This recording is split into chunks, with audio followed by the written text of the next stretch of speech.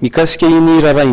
indrindra moa dia nitondra fanampanazavana teo anivon'ny Sekrima na ny syndicat ny kristianina malagasy indeo raha antsika indrindra ary izay sary izay.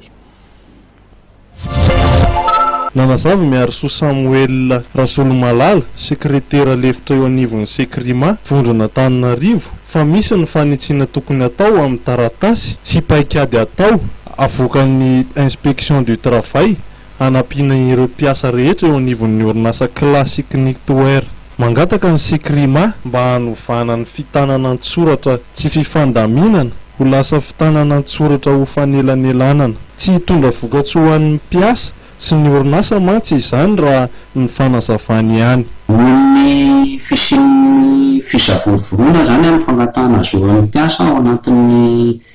société classique Nictoer izay andrahara araka ny fahitantsika tamin'ny fampahalalam-baovao maro samihafa dia mitondra an'izao fangatahana izao izay syndicat Sekrima izay miraikitra amin'ny Vondrom-Pantananarivo mangataka ny fanotsina ny taratasy izay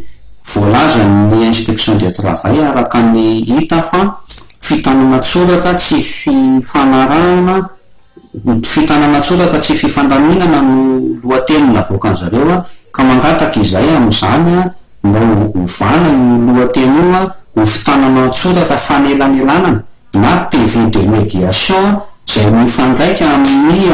article 217 de la Code du travail. Nanao antso an'ny fanjakana foibe ihany koa mba handray andraikitra mba hamahana ny olana izy. Ny antso izay ny iray aman-dreny lehibe indrindra eto amin'ny tany sy-mpanjakana dia ny fleury république,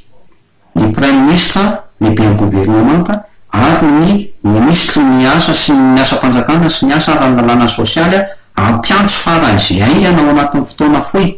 tsy fangatahana andro lavabe fa ampiantso ny teritota dia eo ny fanjakana izay tokony fanapahan-kevitra faratampony, eo ny syndicat rehetrarehetra izay misy ao anatin'ny orinasa io ary eo ny orinasa. Mangataka ny fampiantsona ny telotota mba hiara hitady vahaolana aingana dia aingana izy. Manantena ireo mpiasa fa isy ny fiaonana eo amin'ny telotota ho an'ny tombotsoan'ny rehetra sy fitsanjovana ny zony.